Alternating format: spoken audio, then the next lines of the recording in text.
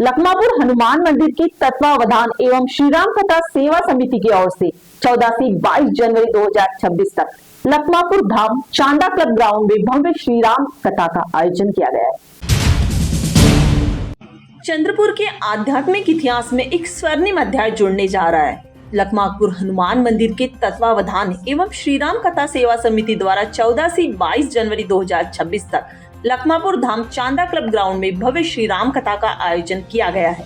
यह आयोजन केवल एक धार्मिक अनुष्ठान नहीं बल्कि संस्कारों के पुनर्जागरण का महोत्सव सिद्ध होगी। इस भव्य आयोजन के संदर्भ में जानकारी देने के लिए आयोजित पत्रकार परिषद में समिति के पदाधिकारियों ने बताया कि विश्वविख्यात मानस मर्मज्ञ परम पूज्य राजन जी महाराज अपनी अमृतमयी वाणी से प्रभु श्री राम की पावन लीलाओं का रसपान कराएंगे। महाराज जी भारत की प्रत्येक राज्य के साथ साथ अमेरिका, ब्रिटेन, कनाडा एवं खाड़ी देशों में भी श्री राम कथा का दिव्य प्रवाह बहा चुके हैं।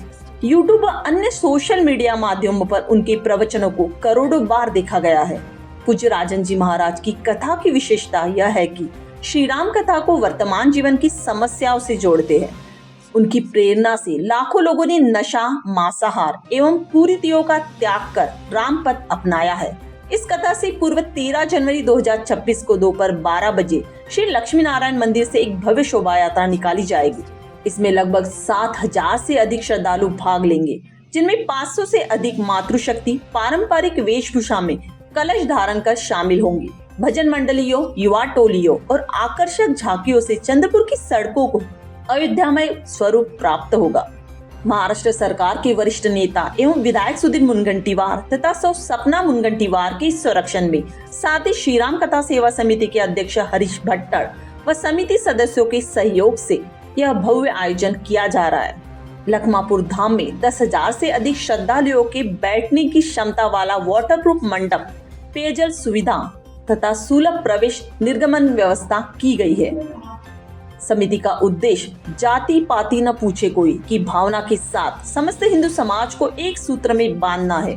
कथा के दौरान पूज्य महाराज जी नशा मुक्ति का विशेष संदेश भी देंगे, जिससे समाज में सुख समृद्धि और सकारात्मक परिवर्तन की आशा की जा रही है। साथ ही शोभा यात्रा एवं कथा स्थल पर स्वच्छता और पर्यावरण संरक्षण का संदेश भी दिया जाएगा। इस पत्रकार परिषद में समिति के संरक्षक सुधीर मुनगंटीवार ने कहा, यह अवसर केवल कथा श्रवण का नहीं बल्कि अपने भीतर के राम को जागरूक करने का है। 14 से 22 जनवरी तक प्रतिदिन दोपहर 3 से शाम 7 बजे तक प्रभु श्री राम के चरणों में अपने जीवन के कुछ क्षण अर्पित करें। इस अवसर पर श्री राम कथा सेवा समिति के प्रमुख पदाधिकारी हरीश भट्टर, दिनेश नाथवानी, उमाशंकर सिंह, आनंद झा, विजय शुक्ल, डॉक्टर मंगेश गुलवाड़े, डॉक्टर शैलेंद्र शुक्ल, काशीनाथ सिंह, प्रशांत कोल्प्याकवार तथा मीना टाई देशकर आदि उपस्थित थे। 14 जानेवारी 2026 पासून 22 जानेवारी 2026 पर्यंत श्री परमपूजनीय राजन महाराजजींच्या मुखवाणीतून रामकथेचं आयोजन रोज दुपारी 3 ते सायंकाळी 7 पर्यंत करण्यात आलं आहे।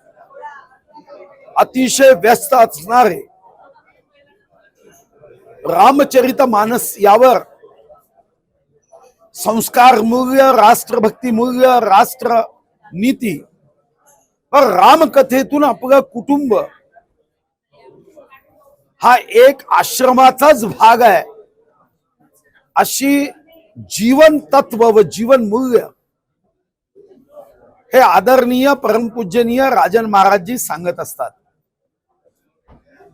आयोजक समितीने या ठिकाणी विविध जातीच्या रामभक्तांना एकत्र करत यामध्ये वाल्मिकी समाजापासून निषाद समाजापासून या महानगराचे सारे समाज हे एकत्रितपणे इथं आले आहेत।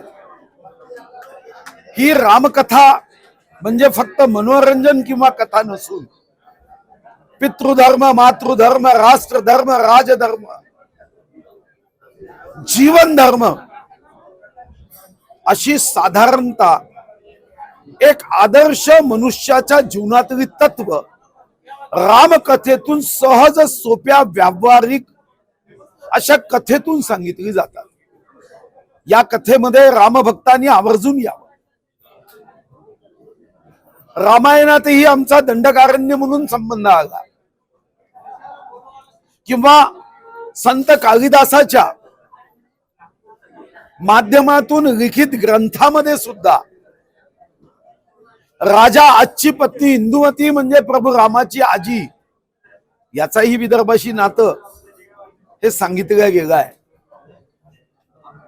आणि यासाठी चंद्रपूरमध्ये कथा होताना आम्हाला आनंद आहे की दुसऱ्या प्रभू रामाच्या अयोध्येच्या मंदिराच्या प्राणप्रतिष्ठेला 2 वर्ष होत असताना ज्या मंदिराच्या महाद्वारासाठी आम्ही काष्ट पाठवलं, 22 जानेवारी 2026 ला या प्राणप्रतिष्ठेच्या दुसऱ्या वर्धापन दिनाच्या निमित्ताने आमचं चंद्रपूरचं हे नातं हे निश्चितपणे रामकथेच्या माध्यमातून हा आनंद आणि जीवन मूल्य द्विगुणित होते आहे.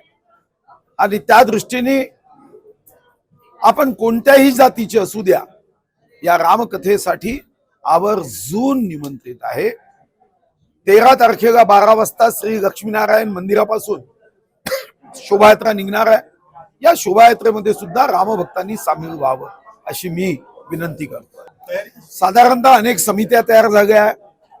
या समितीचे अध्यक्ष आहेत श्री भट्टजी. त्यांच्या सोबत अनेक समित्या तयार करण्यात आल्या आणि या माध्यमातून या कार्यक्रमासाठी प्रत्येक जण, पुरुष रामभक्त, महिला रामभक्त हृदयापासून सामील होत आहे. हा समुच्चय आहे त्या रामभक्तांचा जे स्वतःहून सेवा देत आहे.